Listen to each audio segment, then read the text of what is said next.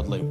Protesters in Vancouver supporting terrorists. Hi, I'm Brian Lilly, political columnist for the Toronto What Sun. could it be I reported now? all weekend What can on the it be marches now? that we saw in Toronto. I posted video of the marches, of what they were saying, the chants like, we don't want two states, take us back to 48, calling for the elimination of Israel. But in Vancouver, they were even more explicit, more blunt. Well, okay. Here's what they were chanting on Monday night outside the Vancouver Art This Gallery. thing does Do not not seem to be wonder working how revolution can at be the moment done. in time. We must do But it. what I will say, Death to Canada. Death to oh the yes, I United am. States.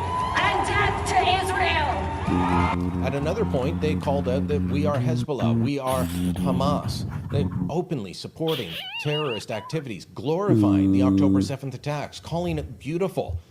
This has to stop. We can't have this on Canadian streets. The Vancouver March, specifically organized by Samadoun, an organization deemed a terrorist state by Germany, by Israel, and they have close ties to the Popular Front for the Liberation of Palestine, a banned terrorist entity in Canada.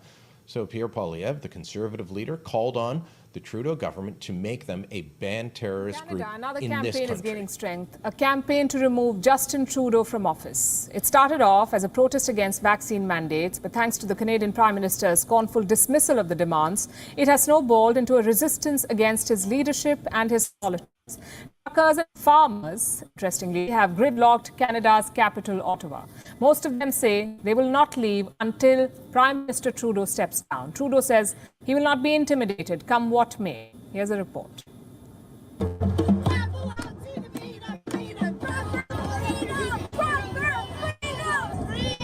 The Freedom Convoy in Canada is growing in size and strength.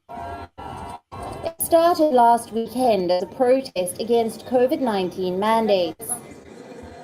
Barely 4 days on, it has grown into an indefinite blockade of Ottawa. The busy streets of Canada's capital are now frozen. Thousands of vehicles have descended on the city. Rigs, RVs, trucks, SUVs. They've all gridlocked Ottawa in a bid to quash vaccine mandates. Are their efforts bearing fruit? Not one bit. The Canadian government remains unrelenting. Currently in isolation due to an alleged COVID infection, Prime Minister Justin Trudeau has shoved these protesters to the margins. He has declared them a fringe and their views unacceptable. On Tuesday, he further tried to derogate their motives through a series of scornful posts on Twitter. In one tweet, he claimed that Canadians are shocked and disgusted by the protests.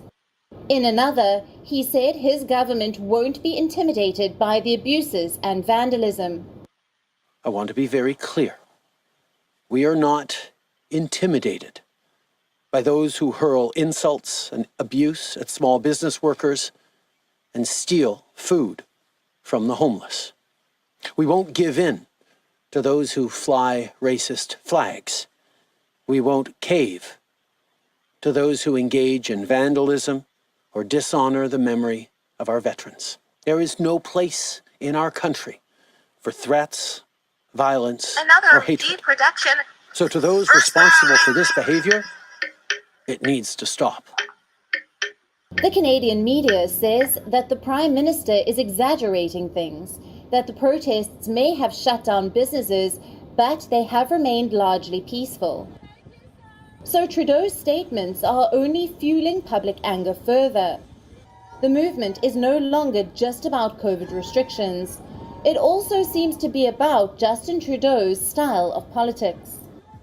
The protesters say they won't leave Ottawa until the Prime Minister is removed from office. Their calls are finding support from notorious anti-vaxxers from all over the world. One of them is former US President Donald Trump. The Canadian truckers, you've been reading about it, who are resisting bravely these lawless mandates, are doing more to defend American freedom than our own leaders by far. And we want those great Canadian truckers to know that we are with them all the way. They are. They've really shown something. It's a watershed moment in Canada. These protests are the most drastic on record, and the support they're getting is overwhelming. They run the risk of snowballing into a Black Lives Matter-style movement, with truckers and farmers becoming emblems for Canadians who have been worn down due to 2 years of shutdowns, loss of work, and a severe reduction of income. Just I'm an Iraq War veteran. Went 2 times to Iraq, also went once to Afghanistan. My job in the Army was 11 Bravo. For those who don't know, that's infantry. My additional skill identifier is Bravo 4. For those who don't know, that is a sniper. First deployment was 15 months. Second deployment was 12 months. Third deployment was 12 months. So I've been there, 39 months of combat, straight fighting. I could take a rifle and clear a room and do all this crazy stuff. I've air assaulted out of helicopters. I've grabbed dudes and put bags over their heads and zip tied them and put them on helicopters and saw them being flown away and they've never seen again. The Iraq war did not need to happen. It should not have happened. Iraq did nothing to us. And we killed 1 million Iraqi civilians, lost 5,000 plus American soldiers. For what? It diminished our standing in the world. It damn near bankrupted our coffers. All it did was make the war machine get bigger and stronger in America. I think anybody who's been shot at and blown up and seen people blown to literal pieces is anti-war. If you're not, and this is I'm speaking directly to every veteran out there. If you love war, then you've never actually been in it. I don't give a damn if you serve, then you've never seen somebody take their last breath in a violent situation. You've never seen it. I have. It's not pretty.